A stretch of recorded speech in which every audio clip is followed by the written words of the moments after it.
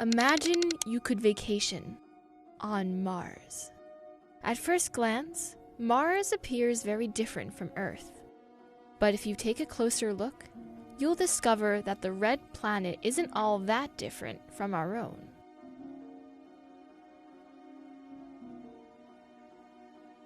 Our first stop, the North Pole. This ice cap is bigger than Texas and is mostly covered in water ice and solid carbon dioxide, aka dry ice. Heading south, we'll visit Valles. It's a vast system of chasms 5 times longer and 10 times wider than the Grand Canyon, and scientists think it formed in a similar way. Billions of years ago, Mars was warmer and covered with liquid water, which likely carved out valleys like this one. Marth Vallis is another valley close by, but it looks very different from our previous spot thanks to its multicolored layers of clay.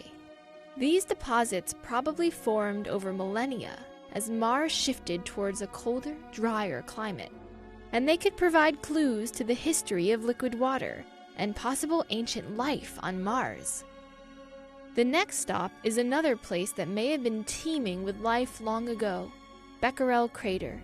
It's filled with rocks made of sulfate similar to ones on Earth that form after water evaporates, which has led scientists to suspect that this crater may once have been a massive lake over 160 kilometers wide. Next stop, Ioni Chaos. Now, this is one type of terrain you won't find anywhere on Earth. It's a maze of rugged cliffs and pillar-like hills called mesas that extend for 200 kilometers. And since there's nothing like it on Earth, scientists aren't exactly sure how these unique features formed. Its larger neighbor, Hydrates Chaos, probably formed in a similar mysterious way. It stretches 350 kilometers, the same distance as New York City to Boston. West of Hydrates, we find one of Mars' greatest attractions, Valles Marineris. It's the largest canyon in the solar system, running the length of New York to Los Angeles, and plunging 4 times as deep as the Grand Canyon.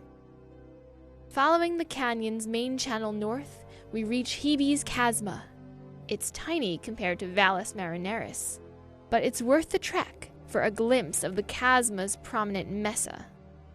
And no trip to Mars would be complete without a visit to Olympus Mons, the tallest volcano in the solar system.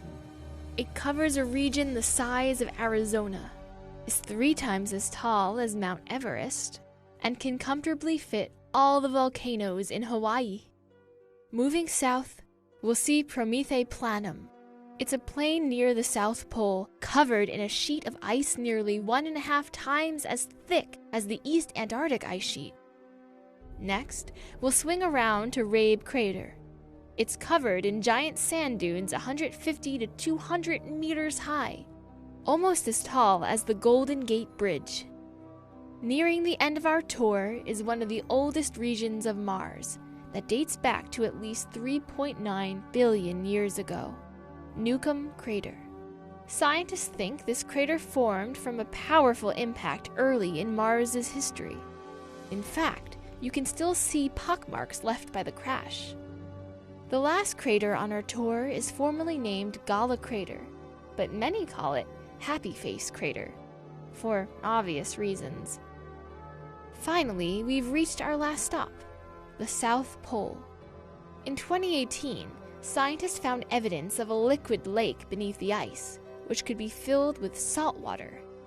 But while that's a promising discovery, we still have much to learn about this fascinating world, like whether life once existed in those ancient lakes, or if it still exists today, possibly somewhere underground.